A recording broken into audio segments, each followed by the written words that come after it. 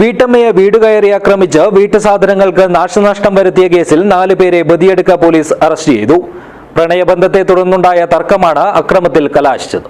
This news sponsored by ഗുണമേന്മയോട് കൂടിയ ഉൽപ്പന്നങ്ങൾ മിതമായ നിരക്കിൽ Sreekrishna hardwares MG road Kasaragod.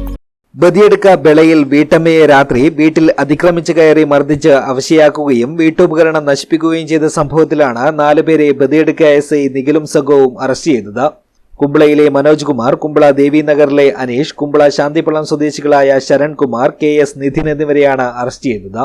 ഇക്കഴിഞ്ഞ 21-ന് രാത്രി 9:30 വാഹനങ്ങളിലെത്തിയ സംഘം ബെളയിലെ സുധാദേവിയുടെ വീട്ടിൽ അതിക്രമിച്ച് കയറി അവരെ മർദ്ദിക്കുകയും സുധാദേവിയുടെ ചേച്ചിയുടെ മകൻ ചേതനെ അടിച്ചു പരിക്കേൽപ്പിക്കുകയും കസേര ഉൾപ്പെടെയുള്ള സാധനങ്ങൾ അടിച്ചു തകർത്ത് നാശനഷ്ടം വരുത്തുകയും ചെയ്തുവെന്നാണ് പരാതി. ചേതൻ രാജ് സ്നേഹബന്ധത്തിലായിരുന്ന പെൺകുട്ടിയുടെ വീട്ടിൽ പോയതിന്റെ പേരിലാണ് വീടുകയറി അക്രമം നടത്തിയത്. പരിക്കേറ്റ സുധാദേവിയെയും ചേതൻ രാജിനെയും ആശുപത്രിയിൽ പ്രവേശിപ്പിച്ചിരുന്നു. ജാമ്യം കിട്ടാത്ത വകുപ്പ് പ്രകാരമാണ് ഇവർക്കെതിരെ കേസെടുത്ത് അറസ്റ്റ് ചെയ്തത്. പ്രതികളെ പിന്നീട് കോടതിയിൽ ഹാജരാക്കി. News bureau, Uppala.